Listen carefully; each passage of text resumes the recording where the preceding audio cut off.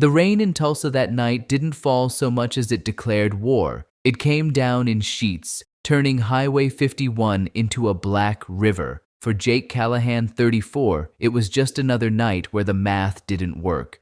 Diesel was $4.89 a gallon. His daughter, Emmy, had a fever of 102, and the envelope on his dashboard held $180 in crumpled singles, $120 short of the antibiotics she needed. He was holding the ranch together with nothing but stubbornness and prayer, and some mornings, the prayer ran thin. Jake was idling his 98 F150 at the edge of the Broken Arrow diner lot when he saw her. Not a her, a shape, crumpled against the guardrail where the lot met the drainage ditch, where the water ran fast and mean. She was younger than he expected, 30, maybe, blonde hair plastered to her face, a charcoal Tom Ford suit that probably cost more than his truck, now soaked through and smeared with Oklahoma mud. Ma'am, you can't lay here. You'll drown. She looked up, eyes green and ruined. Leave me here, cowboy. Just let the water take it.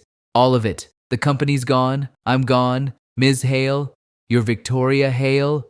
A laugh, broken and sharp, was Victoria Hale. Now I'm just the idiot who trusted her uncle. Jake didn't think. He just moved. He hooked his arms under hers and hauled her up. She weighed nothing. Billionaires, it turned out, were light when the money was gone. His house was a 2-bedroom rental off 21st Street, paint peeling, roof that leaked in 3 places. Emmy was asleep on the couch, wrapped in Sarah's old quilt, her little chest rattling with each breath. The fever hadn't broken. Emmy, baby, wake up for daddy. We got a guest. Gonna need to share the couch, okay? Emmy's eyes fluttered. Is she an angel, daddy? Did mommy send her? The question punched straight through Jake's ribs. He put water on for coffee. Instant, because the good stuff was a luxury they'd buried with Sarah. I know you, she said suddenly. Gas station, 7-Eleven on Sheridan 6 months ago. You changed my tire. Refused money, said ma'am. We all need help sometimes. My uncle, she said.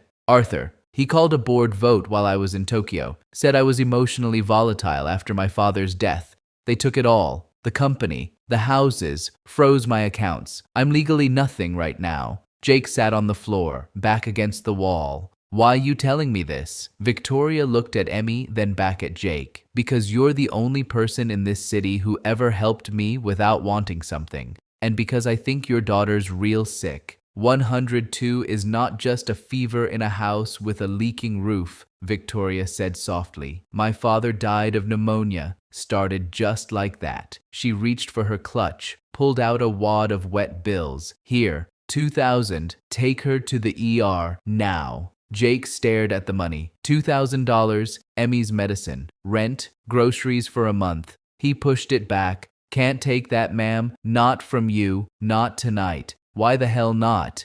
Victoria's voice cracked. My wife used to say that if you take money when your pride's broke, you'll never fix the pride. We'll manage. Before she boarded the bus, she pressed something into his hand. A business card. If you ever need anything, you call me. Not CEO Victoria, just Tori, the girl you pulled out of a ditch. Jake was fixing the fence when they came. Not one car. 5 black Escalades, Oklahoma plates, windows tinted dark as midnight. The lead car door opened. Victoria Hale stepped out. But this wasn't the broken woman from the ditch. This was Hale Industries. Navy suit, hair pulled back, eyes that could cut steel. Jake, she said, and smiled. You mind if we come in? We've got a lot to talk about. 48 hours ago, I was nothing, she said. My uncle had forged documents, embezzled. He didn't count on me spending the night in a house with a leaking roof, remembering what my father said about the measure of a man. She took the folder back, pulled out a single sheet. I'm transferring 10% of Hale Industries to you, Jacob Callahan. Effective immediately. Current valuation, $210 million. The paper fell from Jake's hands. You can? Victoria said, voice iron. And you will? Because I've spent my whole life around men who take? You're the first man who ever gave. She looked at Emmy, who was peeking from behind the kitchen door. Also, Victoria continued, softer now, we're breaking ground next month on the Sarah Callahan Memorial Children's Clinic. Free healthcare for every kid in Tulsa whose daddy drives a truck. No kid should fight fever in a house with a leaking roof. Not on my watch. Emmy ran out and hugged Victoria's legs. You are an angel. Daddy said angels were just family we hadn't met yet. The Sarah Callahan Memorial Children's Clinic treated 4,000 kids in its first year. Jake still drives his 98 F-150, says it reminds him where he came from. He's on the board of Hale Industries now, runs their entire philanthropic division. And Victoria, she tells this story at every shareholder meeting. I was worth $2.1 billion, she says. And the best investment I ever made cost me a cup of instant coffee and a night on a couch that smelled like motor oil and hope.